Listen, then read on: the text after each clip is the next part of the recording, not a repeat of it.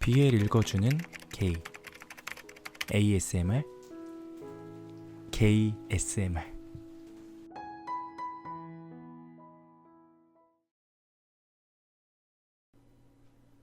생활관에선 우람한 여러 명의 해병들이 자그마한 TV 앞에 삼삼오오 모여 짐승처럼 환호성을 지르고 있었다. 생활관의 모든 해병들은 너나 할 것 없이 걸그룹이 나온 실시간 방송을 보느라 서일병과 강희병의 존재 유무는 신경도 쓰지 않았다. 빨간 체련복을 입은 해병들은 걸그룹의 등장에 옷 색깔만큼 열성적으로 떼창을 불렀다. 서일병과 강희병은 그렇게 한참 분위기가 뜨겁게 달아오른 생활관에 문을 열고 들어왔다. 서일병은 좋은 때에 들어왔다고 안심했다. 분위기가 좋은 상태에서 신고식을 하면 분명 선임들은 강희병을 세게 때리지 않을 것이기 때문이다. 너 자리가 여기야? 이병 강준규. 예, 그렇습니다. 서일병의 자리 바로 옆엔 강희병의 덮을백이 놓여져 있었다. 그들은 운명처럼 자리도 바로 옆쪽으로 묶여져 있었다. 어느새 마지막 가사와 함께 해병들의 떼창이 울려 퍼지고 걸그룹의 실시간 무대는 막을 내렸다. 그리고 TV 프로 MC가 남자 아이돌의 등장을 예고하자 생활관 해병들은 하나같이 아우성을 치며 채널을 돌렸다. 섹시하다, 하고 싶다, 걸그룹이랑 데이트라도 한번 해봤으면 좋겠다, 잡았으면 좋겠다, 야, 이 새끼 섰다.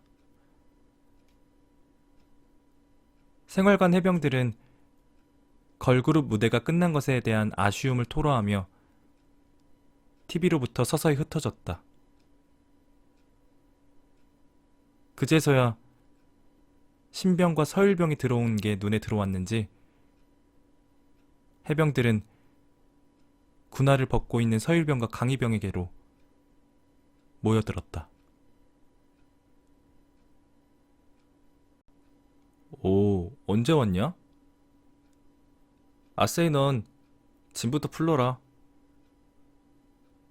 야근하느라 고생 많았다. 서민환 해병님, 빨래 여기 있습니다. 서일병과 강희병의 생활관 복귀는 여러 해병들의 번잡한 관심 속에서 따스하게 이루어지고 있었다.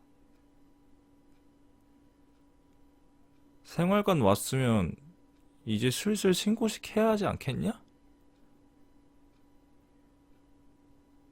서일병의 생활관에서 최선임인 최상병은 정이란 게 없는 건지 야근하고 온 두 사람에게 투덜대며 말했다. 그는 귀찮은 일을 빨리 처리하려는 것 마냥 온 몸에 짜증이 묻어있는 듯 보였다. 체스터엔 나중에 짐 넣고 옷부터 갈아입어라. 후딱후딱 하자. 어? 이병 강준규, 옷부터 갈아입겠습니다. 강희병은 최상병의 명령에 덮불백에서 체련복을 꺼냈다. 이내 강희병은 군말 없이 모든 선임이 바라보는 앞에서 옷을 갈아입으려 군복 상의를 벗었다. 오. 강희병의 튼실한 몸이 드러나자 생활관 해병들은 모두 동시에 감탄사를 내뱉었다. 남자라면 대부분 강희병 같은 선명하고 튼실한 근육을 동경하기 때문인진 몰라도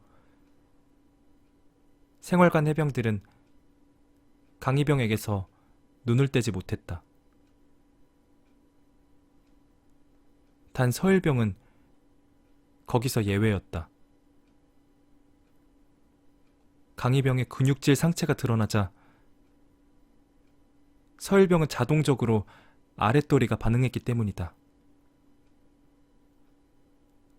그래서 서일병은 최대한 강희병을 쳐다보지 않으려고 노력했지만 바로 옆자리인지라 시야를 피하기가 어려웠다. 때문에 그는 마치 정리할 거라도 있는 것 마냥 관문함 쪽으로 뒤돌아 주섬주섬 자신의 물건들을 만져대기 시작했다. 탁탁. 선임 중 한 명이 손바닥으로 강희병의 가슴을 치며 그의 근육을 만지기 시작하자 어느샌가 생활관 해병들은 모두 다 강희병 주변으로 몰려들어 그의 탄탄한 몸을 구경하며 만지고 있었다. 새끼 운동 좀 했는데? 나중에 복근에다 빨래 좀 하자. 와, 가슴은 어떻게 했냐? 힘 좀 잘 쓰겠다? 니 거기는 크냐? 와, 팔뚝 보소.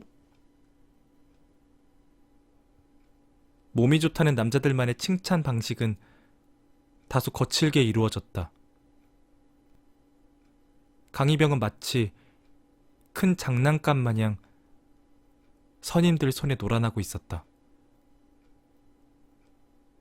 여러 명의 해병들은 강희병 주위를 둘러싸고 그의 가슴, 복근, 팔뿐만 아니라 그의 아랫도리까지 거침없이 만졌다. 무엇보다도 그는 선임들의 터치가 있을 때마다 관든 성명을 계속 대하했다. 이병 강중규, 이병 강중규, 이병 강중규. 서일병은 강희병이 다른 해병들 손에 몸을 유린당하는 그 상황이 너무나도 흥분됐다. 마음 같아서는 그도 강희병의 몸을 만지는 무리에 섞이고 싶었다. 하지만 서일병은 자신의 빠딱 선 물건 때문에 바지마저 갈아입지 못하고 있는 상황이었다. 강희병은 선임들의 괴롭힘에도 불구하고 부동자세로 아무것도 하지 못했다. 무엇보다 전 노예 앞에서 여러 명에게 이런 수치를 당하는 것은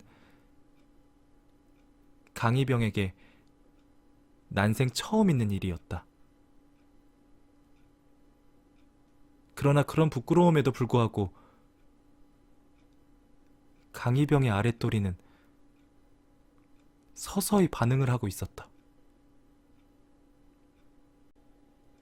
이에 속으로 애국가를 부르며 애써 물건을 진정시키는 강희병이었다. 그는 여러 명의 선임들 앞에서 자신의 거대해진 물건까지 내보일 수는 없었다. 이런 수치스러운 상황 속에서는 더더욱 말이다. 잠깐. 그러고 보니 네 속옷은 어디다 팔아먹었냐? 선임들의 괴롭힘에 강희병이 한껏 몸서리를 치고 있을 때쯤 최상병의 날카로운 물음이 강희병을 향했다. 이병 강중규 알아보겠습니다. 다행인 건지 아닌 건지 당황한 강희병은 아랫도리의 반응이 죽기 시작했다. 그러나 강희병은 새로운 위기에 당면했다. 이병에게 있으면 안 되는 정적. 강이병은 대답 후 어떤 말이라도 꺼내야 했으나 차마 서일병이 자기 옷을 찢었다고는 말할 수 없었다. 일병 서민환, 제가 사무실에서 일을 알려주다 물을 쏟아서 일단 속옷부터 말리려 벗겼습니다. 서일병은 잠깐의 정적을 깨고 강이병을 위기에서 구해주었다. 하지만 최상병은 그렇게 호락호락한 인간이 아니었다. 어쭈? 그래서 병생지를 위반했다? 최상병은 강이병의 유두를 꼬집으며 말했다. 아직 사무용 집게의 후유증이 완전히 가시지 않은 상태였지만 강이병은 고통을 삼키며 애써 차렷 자세를 유지했다. 이병 강중규, 잘하겠습니다. 이윽고 최상병은 강이병의 유두를 꼬집은 채 비틀었다. 이에 정승 같던 강이병도 차렷 자세가 흐트러지기 시작했다. 그와 동시에 수치스러운 상황이 다시 시작되자 그의 아랫도리엔 서서히 반응이 오고 있었다. 선임에게 혼나는 상황임에도 정말 안 된다며 마음속으로 애국가를 열심히 불러보는 강이병.